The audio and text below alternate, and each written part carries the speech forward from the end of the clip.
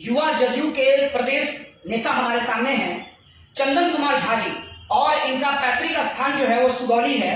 और जैसा कि मुझे पता चला है कि ये सुगौली में बहुत अच्छा काम कर रहे हैं, और इनकी सूझबूझ भी जो है यानी पॉलिटिक्स के क्षेत्र में इनकी सूझबूझ काफी बेहतरीन है। तो मुझे ऐसा लग रहा है कि ये जदयू से जो है भावी उम्मीदवार जो है 2025 का विधानसभा का चुनाव होना है। तो चंदन कुमार झा जी हमारे साथ हैं, हम लोग उनसे बात करेंगे और जानना चाहेंगे क्या ऐसा उम्मीद कुछ नजर आ रहा है क्या आपका। सबसे पहले आपका बहुत बहुत धन्यवाद। और रही बात कि कोई भी आदमी जब संघर्ष करता है तो चाहता है कि एक संघर्ष के दौरान उनसे कुछ न कुछ उस संघर्ष का फल मिले, उसका प्रतिफल मिले। और हम लोग का भी 1 दशक का लंबा संघर्ष रहा, तो सीखना भी पड़ता है, समझना भी पड़ता है, कुछ अनुभव की भी जरूरत होती है। अब सारे चीजों को देखने सुनने समझने के बाद अब हम लोगों ने ये डिसीजन किया है कि इस बार बिहार विधानसभा चुनाव में सुगौली से अपना भाग्य आजमाया। तो अभी पता चला है कि आपने किसी बांध पर जो है ज्ञापन भी किसी माननीय मंत्री को दिया है, क्या इस पर क्या कहना चाहेंगे। क्योंकि वो तो सुगौली के लोगों का, तिरुवा के लोगों का बहुत पुराना मांग था। वो लोग बहुत पहले से मांग को रख रहे थे, जब रामचंद्र सानी जी विधायक थे उसी समय से, लेकिन उन्होंने उस चीज को नजरअंदाज कर दिया। जनता के मुद्दों को उन्होंने जनहित में विधानसभा के अंदर उठाना मुनासिब नहीं समझा। जब हम अपने संघर्ष के दौरान तिरुवा, जो सुगौली का सबसे पिछड़ा इलाका है, तिरुवा के गांव में घूमने गया, तब तो वहां के लोगों ने हमें इस चीज से अवगत कराया।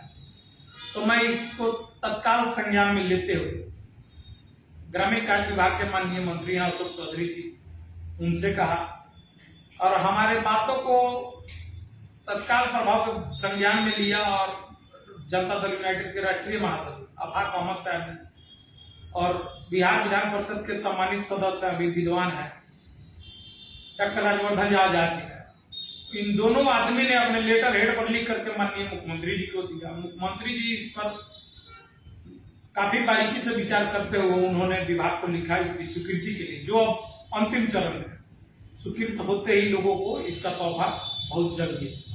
सर एक चीज मैं और आपसे जानना चाहूंगा कि जो आप चुनाव जो लड़ने जा रहे हैं 2025 जो विधानसभा चुनाव है, इस पर आपने क्या एक प्रोपेगेंडा बनाया है, कैसा आपको लग रहा है कि अगर निश्चित तौर से सुगौली से टिकट आपको मिले तो क्या एक जैसे होता है ना कि चुनाव हम लड़ रहे हैं तो हमारा कुछ प्रोपेगेंडा है कि हमारा वोट का जो कुछ समीकरण है, इस पर आप क्या कहना चाहेंगे। देखिए, किसी प्रकार की कोई भी प्रोपेगेंडा नहीं है।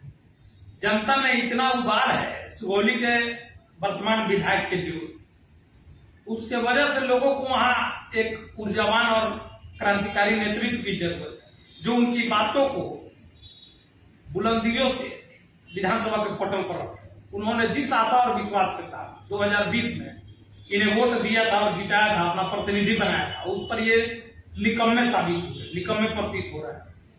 तो जब मैं राजनीति कर रहा था तो कुछ लोगों को पता चला मेरे बारे में, तो उन्होंने अपने इस विचार को, इस मांग को मेरे समक्ष रखा।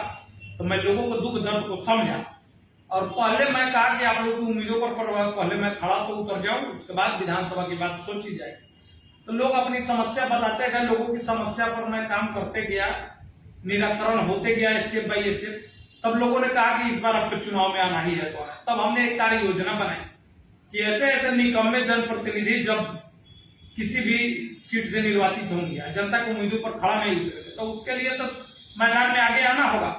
तो मैं सुगौली विधानसभा के लोगों के डिमांड पर मैं चुनाव की तैयारी कर रहा हूँ और योजना पर काम कर रहा हूँ। जैसे कि 2008 में सुगौली चीनी मिल का स्थापना हुआ, उस समय नीतीश मिश्रा जी माननीय कैबिनेट मंत्री थे गन्ना उद्योग विभाग, हमने उनसे प्रस्ताव दिया, विमर्श करके अपने बल बूते, अपने अथक प्रयास से सुगौली चीनी मिल का पुनर्स्थापन कराया, जो आज लोगों के बीच में है। ठीक उसी तरह से सभा रोजक सभा घाट पर पुल निर्माण की मांग को रखी है, तुरंत उसकी स्वीकृति होगी और धरातल पर उतरेगा।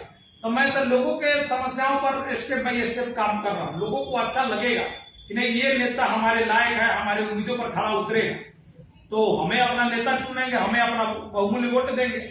और जो समीकरण है माननीय मुख्यमंत्री जी के विकास कार्य को लेकर के हम दिन रात पब्लिक के बीच में जाते हैं, जनता के बीच में उठते बैठते हैं, और माननीय मुख्यमंत्री जी में भरोसा जता करके लोग अपना नेता किसी को चुनता है। तो ये है हमारे साथ जिन्होंने बातचीत किया और बताया कि सुगौली की जनता जो है पूरे विश्वास के साथ जो है, पूरी उम्मीद के साथ, क्योंकि स्टेप बाय स्टेप ये काम कर रहे हैं और निश्चित तौर से जो है एक बहुमूल्य जो जिसको वोट कहा जाता है वो निश्चित तौर से जनता इनके साथ रहेगी।